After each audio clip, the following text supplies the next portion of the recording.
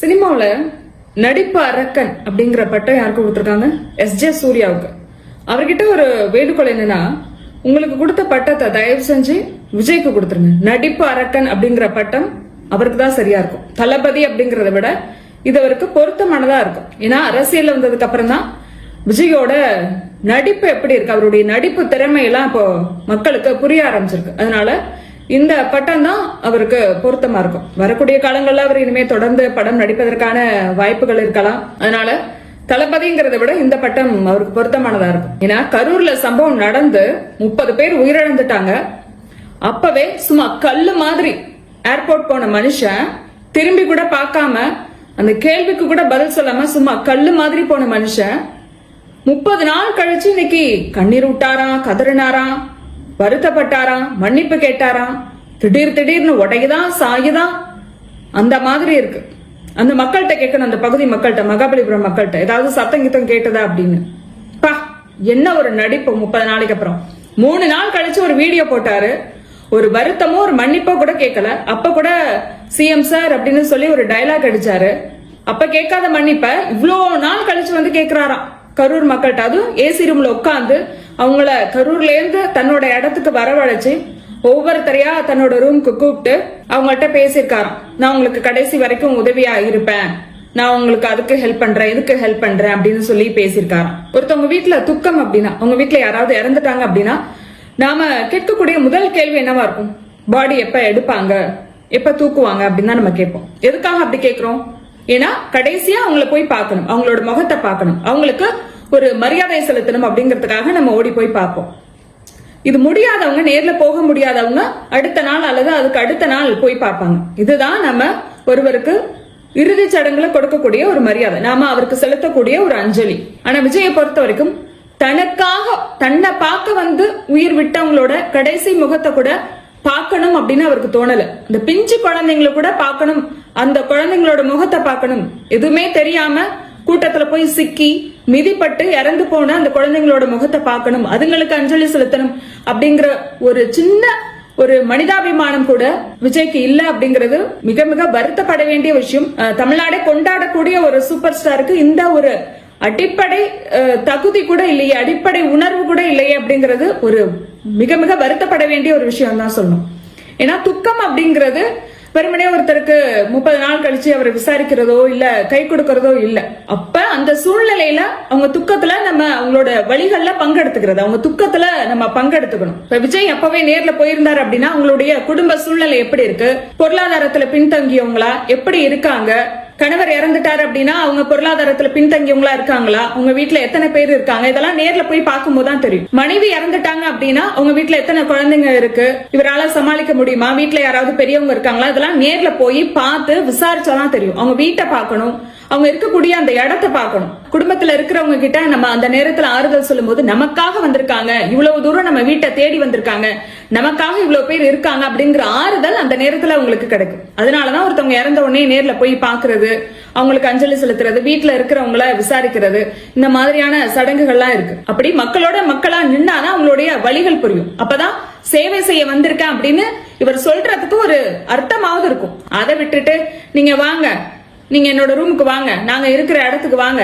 வந்து நான் ஆறுதல் சொல்றேன், அதை வாங்கிட்டு போங்க அப்படிங்கறது என்ன வியாபாரம் பண்றாரா? இதெல்லாம் சினிமால கூட கற்பனை செய்ய முடியாத ஒரு காட்சி. சினிமால வில்லனுக்கு கூட இந்த மாதிரியெல்லாம் ஒரு காட்சியா இயக்குனர்கள் யோசிச்சிருக்கவே மாட்டாங்க. அப்படியான ஒரு விஷயத்த இப்ப விஜய் பண்ணிட்டு இருக்காரு.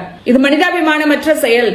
விஜய்க்கு அரசியல் தெரியல, இதையெல்லாம் தாண்டி ஒரு விஷயத்த சொல்லணும் அப்படின்னா விஜயோட அந்த நடவடிக்கை அப்படிங்கிறது சர்வாதிகாரத்தனம். நம்ம எவ்வளவோ சர்வாதிகாரிகள் பத்தி அவங்களுடைய வரலாறுகள்லாம் நம்ம படிச்சிருக்கோம். ஆனா யாருமே இப்படியெல்லாம் பண்ணிருப்பாங்களாங்கிறது கூட தெரியாது, சர்வாதிகாரிகள் கூட இப்படி நடந்துப்பாங்களாங்கிறது தெரியாது. அப்படிப்பட்ட விஷயத்த ஒரு வினோதமா விசித்திரமா இருக்கு, எப்படி சொல்றதுனே தெரியல, வார்த்தையில விவரிக்கவே முடியல. துக்க நிகழ்ச்சிக்கு போகாம நீ என் இடத்துக்கு வா, நிவாரணம்னா என் இடத்துக்கு வா, ஆறுதல் வாங்கணும்னா நீ ஏன் இடத்துக்கு வா, எல்லாமே இவரை தேடி போய் தான் நம்ம பண்ணணும். இவரா வரமாட்டாரு, ஆனா மேடையில வந்து பேசுவார், சேவை செய்ய வந்திருக்கேன், அதனாலதான் நான் உச்சபட்ச நடிகரா இருக்கும் போது அந்த உச்சத்தை எல்லாம் விட்டுட்டு நான் உங்களுக்காக சேவை செய்ய வந்திருக்கேன் அப்படின்னு. நீங்க பண்ண வரைக்கும் போதும், நீங்க பண்ண சேவையே போதும் அப்படின்னு கையெடுத்து கும்பிட தோணுது அவரை பார்க்கும்போது. இதுக்கு இடையில அவங்களுக்கு முட்டு கொடுக்கறவங்க கொடுத்து பார்த்தாங்க, ஒண்ணும் முடியல, சரி என்ன பண்றது, விஜய் திடீர்னு விமர்சனம் பண்ண முடியாது, 4 பேர் பார்த்து நம்மள சிரிப்பாங்களே, ஏன்னா அந்த அளவுக்குள்ள நம்ம முட்டு கொடுத்திருக்கோம் அப்படின்னு திடீர்னு புசியான் மேல பழிய போடுறது. பாருங்க, அவர் தலைமறைவாயிட்டாரு, பொதுச் செயலாளர் அவர் தான் காரணம் அப்படின்னு. அப்படி இல்லைன்னா ஜான் ஆரோக்கியசாமி அவர் மேல பழிய போடுறது. அவர் தாங்க விஜய்க்கு அரசியல் வியூகம் வகுத்து கொடுக்கிறாரு, அவர் தான் காரணம், அவர் தான் கரூர்ல இருந்து அன்னைக்கு கிளம்ப சொன்னாரு, 3 நாள் கழிச்சு வீடியோ போட சொன்னாரு, 30 நாள் கழிச்சு இந்த மக்களை இன்னைக்கு தன்னோட இடத்துக்கு வந்து சந்திக்க சொன்னதே அவர் தாங்க, எல்லாத்துக்கும் காரணம் அவர் தாங்க அப்படின்னு அவர் மேல பழிய போட வேண்டியது. நான் கேட்கிறேன், புசியானும் தலைமறைவா இருந்தாரு அப்படின்னா விஜய்க்கு தெரியாதா அவர் தலைமறைவா இருக்கிறாரு அப்படின்னு? விஜய்க்கு தெரியாம அவரால் இருந்துட முடியுமா? அப்படி புசியானந்த் விஜய் கிட்ட சொல்லாம ஒரு இடத்துல போய் மறைஞ்சிருந்தாரு அப்படின்னா ஒரு கட்சியை விட்டுல நீக்கி இருக்கணும். ஏன் புசியானந்த் மேல எந்த நடவடிக்கையும் விஜய் எடுக்கல? அடுத்தது ஜான் ஆரோக்கியசாமியை பொறுத்த வரைக்கும் அவரு விஜய்க்கு அரசியல் வியூகம் வகுத்து கொடுப்பவர். பொதுவா அரசியல் கட்சிகள் தேர்தல் நேரத்துல இந்த மாதிரியான வியூக வகுப்பாளர்களை தங்களோட வச்சுப்பாங்க. அவங்களோட வேலை என்னன்னா, நீங்க இந்த மாதிரியான வாக்குறுதிகளை கொடுங்க, இந்த இடத்துக்கு போங்க, இந்த விஷயங்களை நீங்க போக்கஸ் பண்ணுங்க, இப்படியெல்லாம் பேசுங்க அப்படிங்கிற மாதிரியான விஷயங்களை எல்லாம் சொல்லுவாங்க. எனவே அந்த அடிப்படையில விஜயும் ஜான் ஆரோக்கியசாமி சொல்லிதான் கரூருக்கு வந்தாரு, பிரச்சாரத்துல திமுகவை டார்கெட் பண்ணாரு, இதெல்லாம் ஓகே. ஆனா கரூர்ல இருந்து அவர் சொல்லிதான் இவர் சென்னைக்கு வந்தாரு, 3 நாள் கழிச்சு வீடியோ போட்டாரு, 30 நாள் கழிச்சு கண்ணீர் விடுறாரு, கதறாரு, எல்லாமே அவர் சொல்லிதான் நடக்குது அப்படிங்கறத எப்படி நம்புறது? விஜய்க்கு சுய புத்தியே கிடையாதா? இறந்தவங்க உங்களை பார்க்க வந்தவங்க 41 பேர் செத்து போயிருக்காங்க. அப்ப அவங்கள போய் பார்க்கணும் அப்படிங்கறதுல கூட, அதுல கூட நீங்க தேர்தல் வியூக வகுப்பாளர்கள் என்ன சொல்றாங்களோ அதை தான் கேட்பீங்களா? 30 நாள் கழிச்சு போய் பாருங்க அப்படின்னு சொன்னாங்கன்னா அதையும் நீங்க கேட்பீங்களா? இப்ப சொந்தமா யோசிக்க கூடிய திறன் 1% கூட விஜய்க்கு இல்லையா? அரசியல் தலைவரை விடுங்க, ஒரு மனிதருக்கு இருக்கக்கூடிய அடிப்படை விஷயமான அந்த மனிதாபிமானம், ஒரு இரக்கம், பரிதவிப்பு. நம்மள பார்க்க வந்து ஒரு பிஞ்சு குழந்தை இறந்துருச்சு, பார்க்க வந்து 13 வயசு குழந்தை இறந்துருச்சு, இப்படியான ஒரு பரிதவிப்பு கூட இல்லையே. உங்களோட ரசிகர்கள் உங்களை கடவுளா நினைக்கிறாங்க, கடவுளுக்கு மேல அப்படின்னு கூட நினைக்கிறாங்க, அவங்க என்னமாவது நினைச்சிட்டு போட்டோம். ஆனா நீங்க உங்களுடைய ரசிகர்களுக்காக மட்டும் அரசியலுக்கு வரல, உங்களுடைய ரசிகர்களை மட்டும் நீங்க ஆள போறது கிடையாது, அவர்களை மட்டும் நம்பி வந்தா நீங்க ஆட்சி அமைக்க முடியாது. நீங்க ஒட்டுமொத்தமா தமிழ்நாட்டு மக்களை ஆளணும், அதிகாரம் செலுத்தணும் அப்படிங்கிறதுக்காக வந்திருக்கீங்க, ஆட்சி அமைக்கணும் அப்படிங்கிறதுக்காக வந்திருக்கீங்க. அப்படிங்கும்போது அடிப்படை தகுதியை கொஞ்சமாவது வளர்த்துக்க வேண்டாமா? கொஞ்ச நாளைக்கு முன்னாடி கரூர் சம்பவத்துல பாதிக்கப்பட்ட குடும்பங்களை போய் பேட்டி எடுக்கிறாங்க. அப்ப அந்த தாய்மார்கள் பேசின விஷயங்கிறது இன்னைக்கு வரைக்கும் அதிர்ச்சியா தான் இருக்கு. அதை திரும்ப திரும்ப எத்தனை முறை கேட்டாலும் அந்த அதிர்ச்சியில இருந்து மீளவே முடியல. என் புள்ள போனா பரவாயில்ல, என் புருஷன் போனா பரவாயில்ல, விஜய பக்கத்துல பாத்துட்டோம் அப்படின்னு பேசுறாங்க. விஜய யாராலும் இவ்வளவு கிட்ட பாத்துருக்க முடியாது, நாங்க அவளை கிட்ட பார்த்தோம், என்ன பண்றது, அதுக்காக எங்க பிள்ளைய நாங்க பழி கொடுத்துட்டோம் அப்படிங்கிறாங்க. இப்படியான ஒரு முட்டாள் கூட்டத்துக்கு மேல என்ன சொல்றது, ஏதோ ஒண்ணு அந்த அப்படியான ஒரு கூட்டம் வந்து சுத்திட்டு இருக்கு. இனிமே இதை பாக்குறவங்க அவங்களுக்கு அறிவுரை சொல்றாங்க, இப்படி எல்லாம் இருக்காதீங்க அப்படின்னு பதறாங்க. அப்போ இது போன்ற வீடியோக்கள் உங்களோட கவனத்துக்கு வந்திருக்கும், ஒரு அறிக்கையாவது விட்டுருக்கலாம்ல. ஆனா உங்களுடைய ஆட்கள் இந்த வீடியோவை எல்லாம் போட்டு அதை லைக் பண்றாங்க, ஷேர் பண்றாங்க, ஃபயர் விடுறாங்க. அப்ப இதெல்லாம் நீங்க விரும்புறீங்களா? இவர் தன்னோட ரசிகர்களை திருத்த மாட்டாரு, தற்குறித்தனமா அவர்கள் பண்ணக்கூடிய விஷயங்களை லைட் ஆஃப் பண்ணி ஆன் பண்ணி ரசிப்பாரு, முட்டாள்தனமா பேசக்கூடியவர்களுக்கு அறிவுரை சொல்லி ஒரு அறிக்கை விட மாட்டாரு. ஆனா இவரை கொண்டு போய் சிஎம் சேர்ல உட்கார வைக்கணும், இவர் எதுக்காகவும் வெளியில வரமாட்டாரு, அந்த ரூம்ல உட்கார்ந்துப்பாரு. ஆனா இவர் வந்து 2026ல சிஎம் ஆயிடணும், என்ன ஆனாலும் சிஎம் ஆயிடணும். அப்புறம் இன்னொரு விஷயம் சொல்றாங்க, கரூர் போக முடியல, அனுமதி கொடுக்கல. யார் அனுமதி கொடுக்கல? எப்ப அனுமதி கேட்டீங்க? அதுக்கான ஆதாரம் எங்க?